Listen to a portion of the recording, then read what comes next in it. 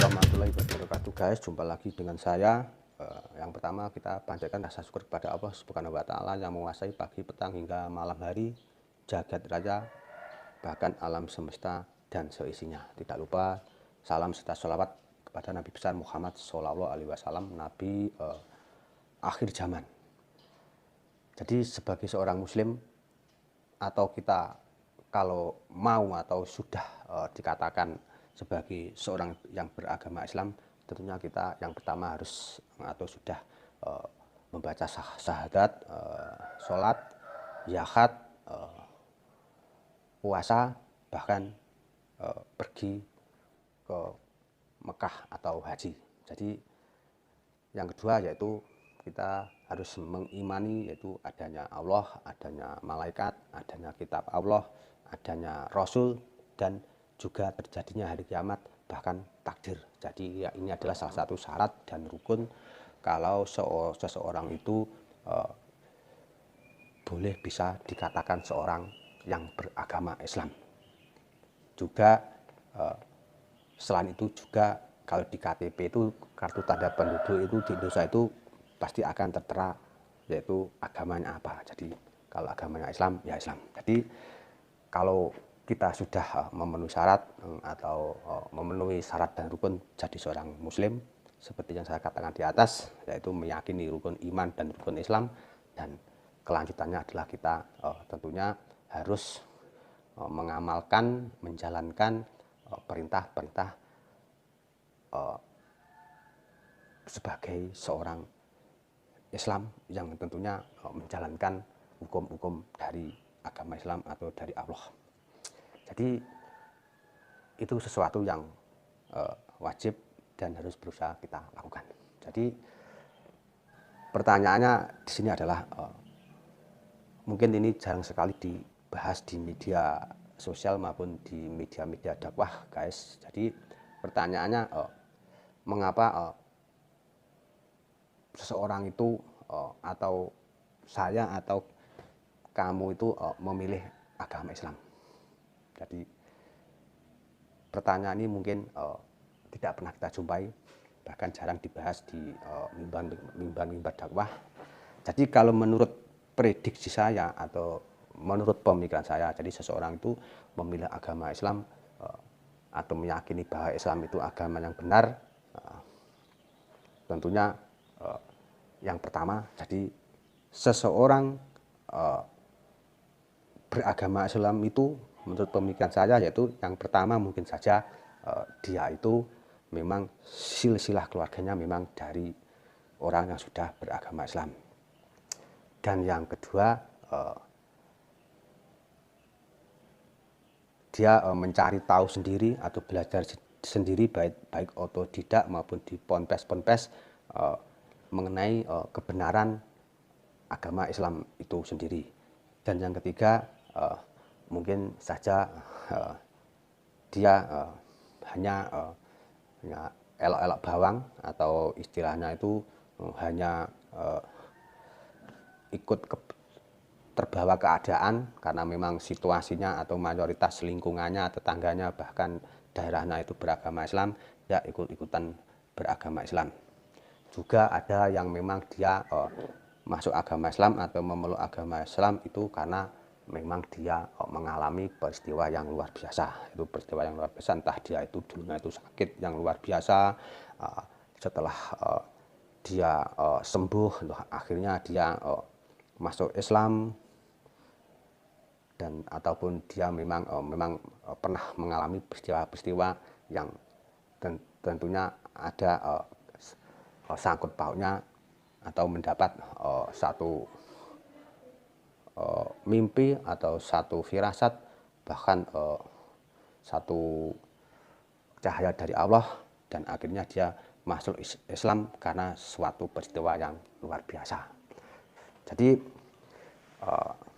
saya itu hanya pemikiran saya. Jadi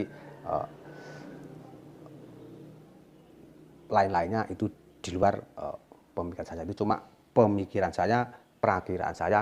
Orang memilih agama Islam itu bisa jadi karena memang keluarganya silsilah keluarganya sudah Islam, karena dia mencari tahu sendiri kebenaran agama Islam, bahkan dia mengalami peristiwa besar, entah itu dia itu sakit atau kecelakaan, dan akhirnya dia masuk Islam ataupun langsung mendapat cahaya dari Allah, dan ataupun hanya ikut-ikutan karena memang lingkungannya itu beragama Islam. Jadi itu hanyalah pemikiran saya, perakiraan saya. Cuma di sini saya juga akan bertanya. Jadi seorang muslim itu menjalankan ibadah sungguh-sungguh, istiqomah, tunduk, bahkan itu berusaha semurni-murninya dalam menjalankan agama Islam, baik itu sholat, ibadah, dan lain sebagainya, itu dengan alasan apa dan harapan apa. Jadi sebagian besar yang saya tahu atau sebagian besar yang saya tanyakan, dan ada juga yang menjawab bahwa karena dia itu takut api neraka dan mengharap nikmat surga. Jadi saya tidak menyalahkan kalau orang itu menjalankan ibadah agamanya itu sungguh-sungguh, sholatnya tertib, puasanya tertib, dan lain sebagainya, itu karena takut api neraka dan mengharap nikmat surga. Itu saya anggap normal-normal saja dan sah-sah saja, karena memang itu adalah salah satu janji Allah. Kalau umatnya itu mau menjalankan ibadahnya sungguh-sungguh, nanti akan dibayar atau dijanjikan nikmatnya surga. Dan kalau dia tidak menjalankan atau ingkar, berbuat ingkar kepada Allah, akan dibayar atau dimasukkan ke api neraka. Jadi tidak heran kalau sebagian umat Islam itu berusaha sekuat tenaga menjalankan perintah Allah, perintah agamanya, supaya dia terhindar dari api neraka dan mendapat nikmat surga. Jadi ini sah-sah saja, tidak salah, memang itu sebuah keharusan sebagai seorang muslim. Jadi pertanyaan ketiga,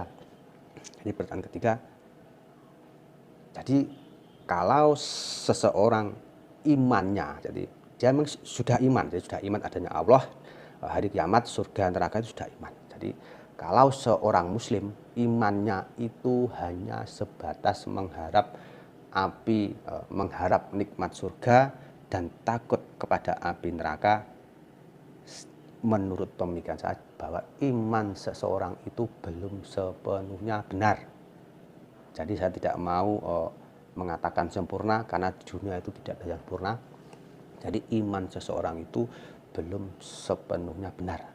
Jadi seorang muslim yang menjalankan ibadahnya sungguh-sungguh hanya mengharap nikmat surga atau takut kepada api neraka, jadi boleh dikatakan iman seseorang itu hanya sebatas legalitas.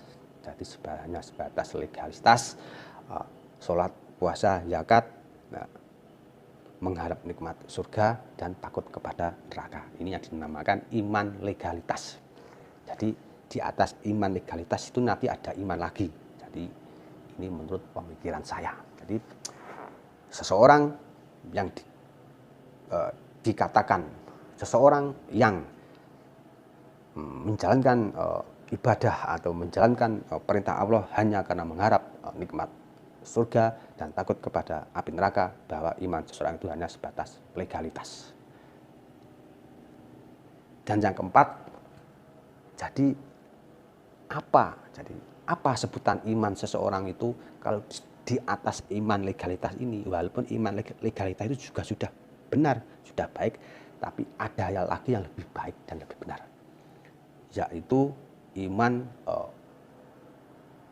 mencintai agamanya dan mencintai Allah dan mencintai Rasulnya. Jadi inilah iman seorang muslim yang sebenarnya. Jadi seorang muslim kalau imannya itu sudah luar biasa, mendekati sempurna, dia itu saya katakan atau saya namakan yaitu sudah mencapai titik atau level iman mencintai.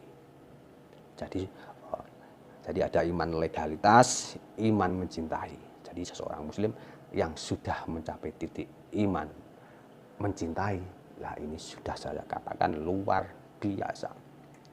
Jadi apa bedanya iman legalitas dan iman mencintai, guys? Jadi kalau iman legalitas itu ya memang orang itu sudah menjalankan agama Islam itu sungguh-sungguh, dia sudah menjalankan sholat, zakat dan lain sebagainya. Tapi dia itu hanya sebatas takut pada api neraka dan mengharap nikmat surga. Saya katakan iman legalitas. Jadi apa bedanya dengan iman yang mencapai titik level mencintai? Jadi ciri-ciri seseorang itu yang sudah mencapai level iman titik mencintai, yaitu cirinya orang itu dia tidak mementingkan diri sendiri. Jadi dalam beribadah itu dia tidak mementingkan diri sendiri. Jadi kebanyakan di iman legalitas itu kebanyakan orang itu mementingkan diri sendiri. Bukan semuanya guys, tapi kebanyakan. Contohnya, jadi dia tuh sholat, ibadah, zakat dan lain sebagainya hanya mementingkan diri sendiri supaya masuk surga dan terhindar dari siksa api neraka. Contohnya apa? Jadi orang-orang seperti itu biasanya cuek dengan lingkungan, jadi cuek dengan perkembangan umat Muslim di dunia, cuek dengan tetangga, cuek dengan saudara seiman seagama di seluruh belahan dunia. Jadi dia yang penting itu ibadah itu pribadi. Jadi yang lain, urusan yang lain. Nah ini ciri-ciri iman legalitas. Jadi kalau ada bencana dia cuek. Kalau umat Muslim dianiaya, dizolimi, dia cuek. Kalau Islam dihina, Nabi dihina, dia cuek. Bahkan dia berkata, lah Islam kok dibela, Allah kok dibela, nah, Nabi kok dibela. Nah ini ciri-ciri orang yang imannya itu masih sebatas legalitas. Dan kalau ciri-ciri orang itu sudah mencapai titik iman mencintai, nah beda guys. Jadi seseorang itu kalau sudah imannya sudah mencapai titik mencintai, ya dia tidak mementingkan diri sendiri. Ya memang karena dia itu sudah melewati level legalitas. Jadi ciri-ciri orang yang sudah mencapai titik iman mencintai, yaitu kalau Islam dihina, ya, dia marah. Nabi dihina, dia tersinggung. Al-Quran dibakar, dia tersinggung. Karena iman seorang Muslim itu kalau sudah mencapai titik mencintai, lah seperti ibaratnya itu kalau kita itu seperti ibu kita itu kalau dihina orang itu kita juga ikut marah, kita tersinggung. Lah ini diibaratkan adalah iman level mencintai itu seperti kita itu kalau ibu kita itu dihina, dari darah daging ibu kita yang darah daging seseorang yang beriman itu, kalau ibu dihina itu dia itu marah. Dan ini dah, jadi diibaratkan seperti kalau kita itu, kalau ibu kita itu dihina, diolok-olok, kita itu ikut marah. Nah ini adalah diibaratkan seperti itu. Jadi seseorang itu kalau sudah mencapai titik level iman mencintai, ya seperti kita itu kalau ibu kita itu dihina, ya kita ikut marah, tersinggung, ya karena memang cinta manusia itu kepada ibunya memang luar biasa, memang murni. Jadi nggak ada pencitraan, nggak ada embel-embel dan lain sebagainya. Dan seperti orang yang iman mencapai titik mencintai, yaitu kalau Islam dihina marah, ada saudara-saudara Muslim di dunia itu kok sengsara, dihina, dizalimi, didiskriminasi, itu dia ikut marah, tersinggung. Lah ini ada salah satu ciri-ciri orang yang mencapai titik level mencintai. Jadi beda dengan orang yang pemikiran itu beda dengan orang yang masih mencapai titik level legalitas. Jadi kalau imannya itu masih dalam ranah legalitas, ya itu cuek. Jadi kita demo karena Islam dihina, ya dia pilih tidur. Wong Islam kok dibela. Nah, gitu. Di belahan sana saudara-saudara kita seiman seagama dizalimi, dianiaya, dia hanya gak oleh apa, ngewangi gak oleh apa, isgene. Nah, itulah ciri-ciri orang yang masih dalam titik legalitas. Karena memang dia itu masih sebatas itu, beda dengan orang yang sudah melewati iman level legalitas dan mencapai level iman mencintai. Jadi kalau ada saudara kita seiman seagama di belahan dunia manapun dianiaya maupun didiskriminasi dan lain sebagainya, dia itu ikut tersinggung, ikut marah. Bahkan dia rela korban nyawa, harta, bahkan meninggalkan anak istri dan lain sebagainya demi membela agamanya yang dihina ataupun saudara-saudara yang dihina.